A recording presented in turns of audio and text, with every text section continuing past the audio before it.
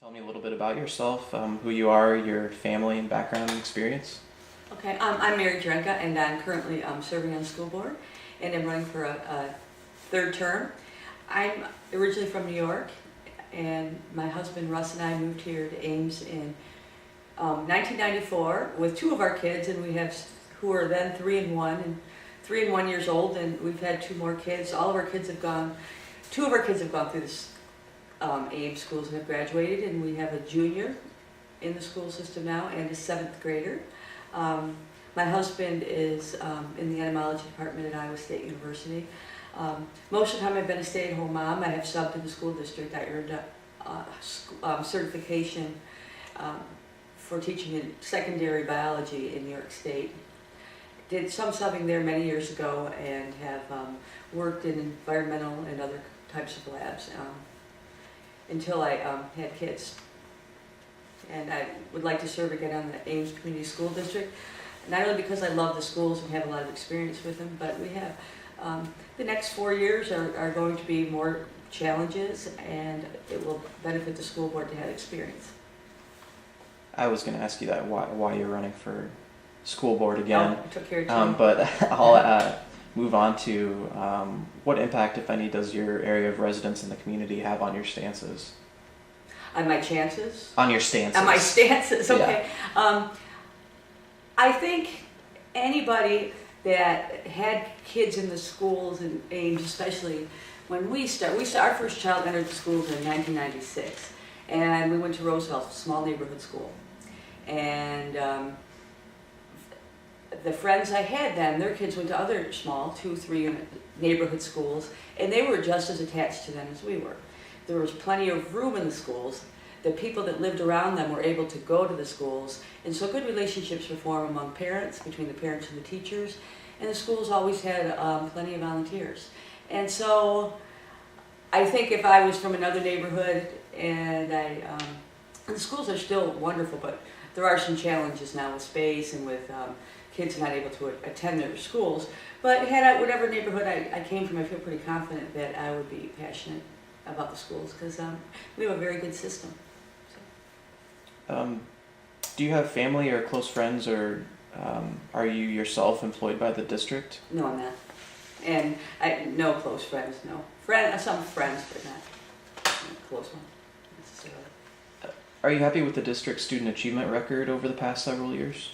I'm happy that the student achievement in most of our kids continues to be very good. We have more national merit scholars than any other district in the state. We have all-state music and band and orchestra, chorus, kids winning numerous academic awards.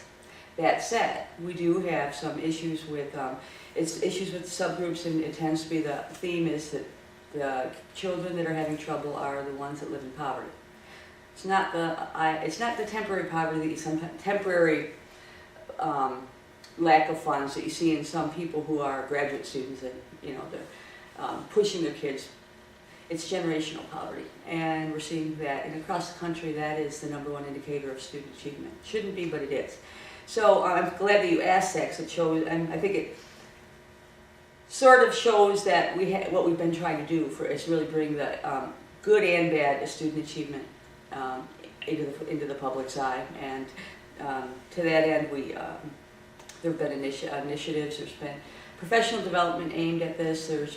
There have been poverty simulations, and we're continuing. And the administration is continuing to look at ways that will make the children more successful that are not having success right now. We have put a goal in place, an assessment, to have an assessment system that can use data to more clearly identify what the issues are and maybe get closer to how to address them. We also need to collaborate with people around the country that have experience with poverty and education. I guess you addressed this a little bit, but the number of children in the district that kind of meet that low-income threshold that you were talking about has increased a lot recently, and you talked a little bit about programs and things like that to address that. But What's kind of your philosophy on how to address those challenges? If you, and all the teachers will tell you this too, and the principals and the administration, kids' socio-emotional needs have to be met, as well as their academic needs to be successful. Kids, there's different levels of poverty, but what we know about it, what everybody knows, is that your safety needs have to be met, your basic shelter and food needs have to be met, and on up to your academic needs. But in some kids, these needs are met by relationships. Relationships at home, between the home and the school, between the teacher and the child is huge, between the principal and the child. And there's one of the greatest, and he's a psychiatrist, a child psychiatrist, and has written many books on relationships and education. His name is Dr. James Comer. And he's been quoted as, no significant learning occurs without a significant relationship. That was on one of the elementary school websites, and he's, it's pretty profound when someone takes interest in a kid, when someone spends time with him, reading with him, when someone notices when he's not there, and when every teacher and every adult in the building knows every kid, it makes a big difference. And it makes a big difference in the life of the child, and it makes sure that they're not lost in the system.